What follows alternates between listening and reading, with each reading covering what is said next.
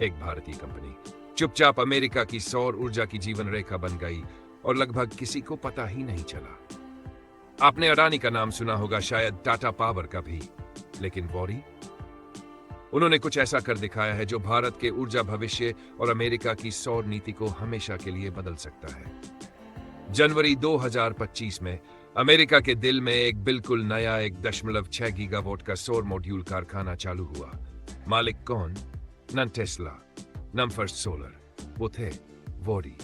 लेकिन एक कंपनी जो मुंबई से शुरू हुई, कैसे उसने भारत का सबसे बड़ा सौर मॉड्यूल कारखाना खड़ा किया, 5.4 गीगावाट की सौर सेल इकाई चालू की और भारत के 14% सौर शिपमेंट्स पर कब्जा कर लिया। यह सपना 1990 में शुरू हुआ।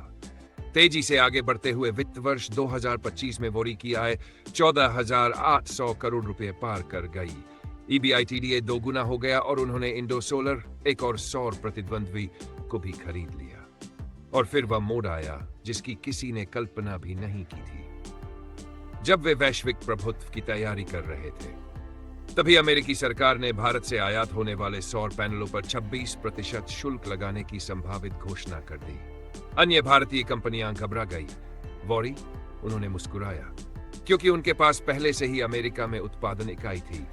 उनका अमेरिकी संयंत्र ठीक उन्हीं महीनों पहले शुरू हो चुका था।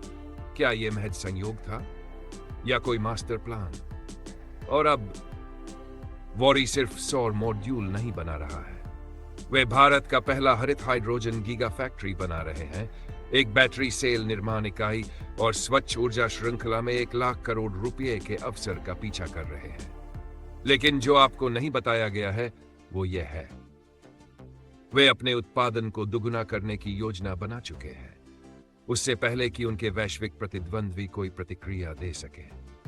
तो अगर वॉरी वह सौर शेयर है जिसे दुनिया ने अभी तक पूरी तरह समझा नहीं है, तो जो 2026 में आने वाला है वह संभवतः वैश्विक ऊर्जा मानचित्र को उलट सकता है। इस कहानी को ध्यान से देखिए, क्योंकि अगला ऊर्जा महाशक्ति देश शायद अमेरिका नहीं होगा। वह हो सकता है एक सौर फैक्ट्री जिसके बारे में आपने कभी सुना भी नहीं, चिखली, भारत में।